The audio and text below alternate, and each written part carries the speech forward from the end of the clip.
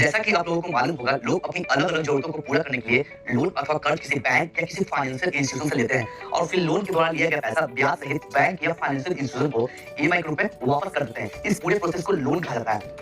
Time period के हिसाब से लोन 3 प्रकार के होते हैं। पहला short term loan. Short term loan ऐसा लोन होता है जिसमें आपको 1 साल के भीतर लोन का रीपेमेंट करना पड़ता है, जैसे credit card, bank overdraft. Second medium term loan. Medium term loan ऐसा लोन होता है जिसकी ड्यूरेशन 1 साल से लेकर 3 साल तक होता है। एग्जांपल के लिए लोन लिया गया होगा रेनोवेशन शोरूम करवाने के लिए, रिपेयर एंड मेंटेनेंस के लिए लोन लिया गया होगा। Third long term loan. Long term loan ऐसा होता है जिसका ड्यूरेशन 5 साल से लेकर 20 साल तक होता है। फॉर एग्जांपल कार लोन या होम लोन। अब बात करते हैं टाइप ऑफ बैंक लोन। पहला पर्सनल लोन। पर्सनल लोन या जिन्हें गैर जमानती लोन कहा जाता है, इसका मतलब होता है खुद के लिए लिया गया लोन। वैसे तो सभी लोन अपने लिए ही लिया जाता है, लेकिन पर्सनल लोन पर्सनल काम के लिए लिया जाता है, जैसे बच्चों को स्कूल फीस देने के लिए या घर का कोई महंगा सामान खरीदने के लिए इत्यादि।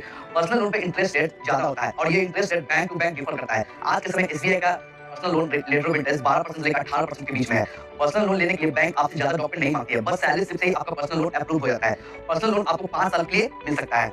Second gold loan. आप अपने गोल्ड को बैंक के लॉकर में रखकर लोन ले सकते हैं। गोल्ड लोन का अमाउंट आपकी जमा किए गोल्ड की क्वालिटी और वैल्यू देखकर तय की जाती है। वैसे आपकी गोल्ड की वैल्यू की 80% तक लोन अप्रूव हो जाता है। गोल्ड लोन आमतौर पर इमरजेंसी के रूप में लिया जाता है। इस पर लगने वाला इंटरेस्ट पर्सनल लोन से कम होता है।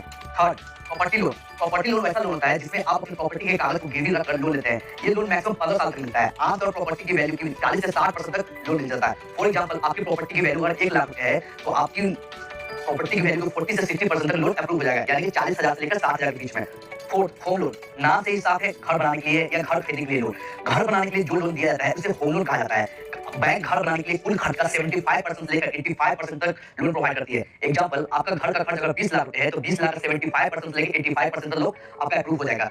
होम लोन का पीरियड 5 साल से लेकर 20 साल तक होता है। होम लोन लेने में कई तरह की फीस शामिल होती है, जैसे प्रोसेसिंग फीस, लीगल फीस इत्यादि। इस पर रेट ऑफ इंटरेस्ट 6% से लेकर 7.5% के बीच में होता है। Education loan.